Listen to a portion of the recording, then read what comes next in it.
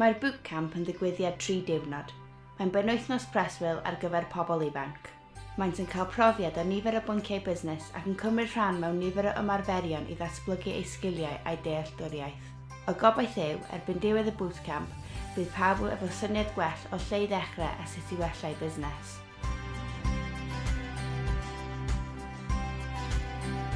Mae'n bwysig i bobl ifanc gael y cymorth maen nhw angen pan maen nhw'n meddwl am gychwyn busnes.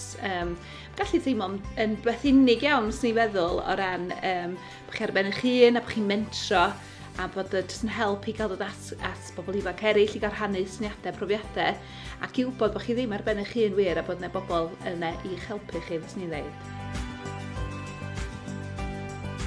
Nes i ddod draw cwrs Business Wales ar y we. Mae nes i ddeceidio seinio fyny. Mae yna lot o information di cael ei roi drosodd a da ni wedi dysgu lot.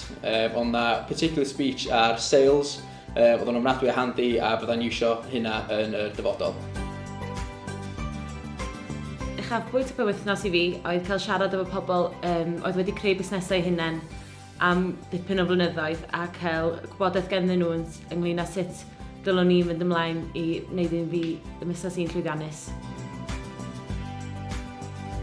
Mae o'n gyfle i'r bobl ifanc feddwl am eu syniadau ac y trafod efo rhywun. Dwi'n meddwl bod yna ei lles i sgwrsio efo pobl eraill falle sydd mewn sefyllfa tebyg neu rhai sydd mewn sefyllfa yn ychydig bach ar y blaen o ran datblygu busnes. Mae'r holl beth jyst yn ymdrochi mewn syniadau gyd efo'i gilydd. Dwi'n meddwl bod pethau fel yna yn rili pwysig i bobl ifanc. Pan nes i ddechrau busnes i, doedd na ddim byd fel yna o gwmpas, swn i wedi rili licio medru cael yr cyngor i ddechrau'r busnes a tips i fod yn onest, rhywbeth i wneud efo marchnata neu jyst sydd fath o berson ti angen bod, sydd fath o sgiliau ti angen cael i ddechrau busnes. So dwi'n meddwl bod pethau fel yna yn arbennig o bwysig i bobl ifanc cael cyn mynd ati i ddechrau busnes.